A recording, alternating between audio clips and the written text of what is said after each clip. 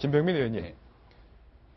3자 단일화 얘기 나오잖아요. 네. 지금 홍준표 후보가 상승세인 것만큼은 뭐 드러나는 현실이고 안철수 후보가 하락을 하고 있긴 하지만 뭐 그렇게 지난주처럼 크게 떨어지지는 않고 있는 것 같은데 분명한 건 두 사람이 아무리 상승을 하고 하락을 해도 개인으로서는 문재인 후보의 현재 지지율을 따라갈 수 없다는 것인데 그래서 요즘 급기야 홍준표, 안철수 두 사람 간의 뭐 중에 연대 내지 단일화 얘기까지 나오고 있다면서요. 홍안 단일화 얘기를요. 제가 어저께 정말 거짓말 보태지 않고 한 10명 사람들한테 얘기 들었습니다. 거짓말 안 못하고요. 네, 거짓말 안 10명 정도. 이게 뭐 그 당의 사람들이 아니라 정치에 관심이 많은 호사가들 사람들 입장에서 홍안이 단일화하는 거 아니야? 이게 현실적이지 않나라는 얘기를 들었는데 처음엔 이게 가능할까라는 생각을 하면서도 중간에 그러한 역할을 할 수밖에 없는 공동정부를 구상하고자 하는 김종인 위원장의 역할이 분명히 있는 거고요. 그러고 보면 근데 어제 홍안 이 두 사람은 네. 크게 털어내서 부딪히는 장면들이 그렇게 없었어요. 많지는 않았잖아요. 근데 자세히 보시면요.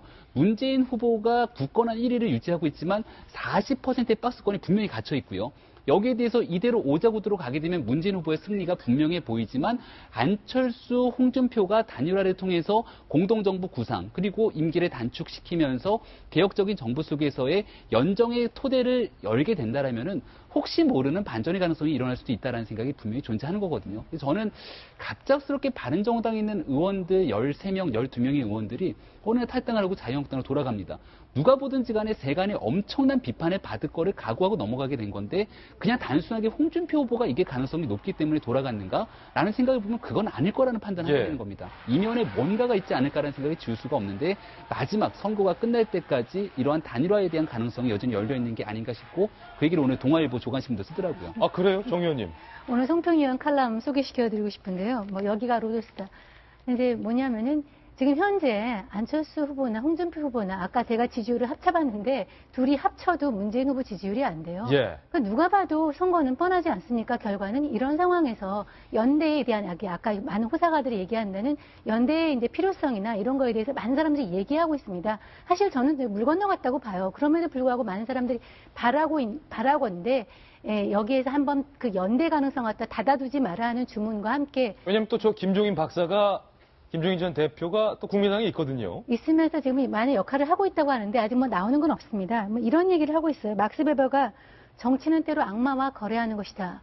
그러니까 홍준표와 안철수 후보 정말 다르죠. 예. 다르긴 하지만은 또 이제 그 어떤 문재인 후보의 집권을 막기 위해서 연대할 가능성을 너무 닫아두지는 말라는 그런 민심을 오늘 송평현 의원이 칼럼에서 소개하고 있습니다. 아니 생각해보면 박성규 전 대변인 안 될 것 같은데도 따지고 보면 어쨌든 정당 수가 적기 때문에 누가 대통령이 되더라도 자당만으로는 국정을 운영할 수 없기 때문에 다른 정당과 손을 잡아야 하는 현실이니까 그걸 선거 전에 손잡자 뭐 이런 얘기거든요.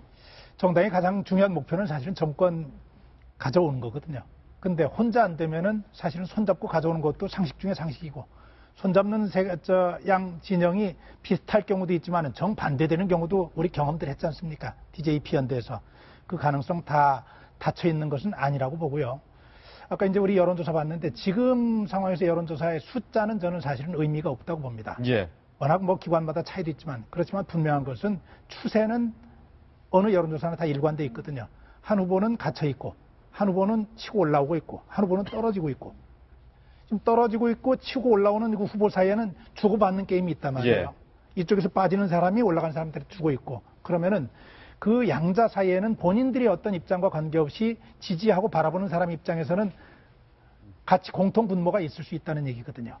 미래를 위해서 특히 지금 같은 상황의 안보의 중요성을 위해서 저는 이 마지막까지 지켜봐야 할 문제고 그런 일이 벌어진다면은 예상했던 것 이상의 효과가 나올 수 있다고 판단합니다. 예.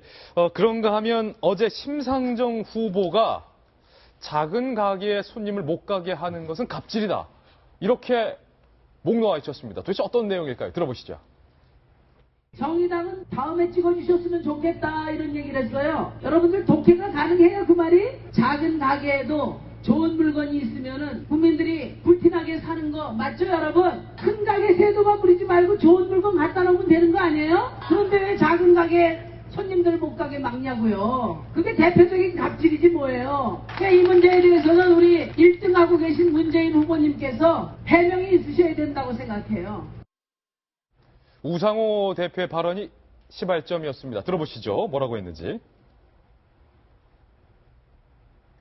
지지율에 여유가 있으니 진보적 후보를 투표하자는 흐름이 생기는 것을 경계한다라고 입을 띠면서 문 후보의 지지율이 35, 40%의 박스권에 갇혀 있어 안심하긴 이른 상황이다.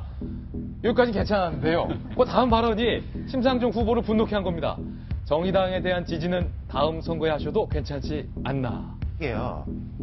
20년째 나타나는 그림이에요. 이게 20년째 나타나는 그림입니다. 1997년에 예. 권영길 후보가 이제 최초의 진보 세력의 후보로 국민승리 21 후보로 났을 때, 저 이제 대학생이었는데 그때 거기서 이제 뭐 자원봉사도 하고 그랬는데 그때부터 20년간 줄곧 나오는 이야기예요. 예. 심상정 후보라든지 정의당의 오래 한 당직자들 입장에서는 정말로 뼈에 사무치는 이야기고, 그리고 이 100번을 양보해가지고 지난번 같은 경우에 양보를 했지 않습니까?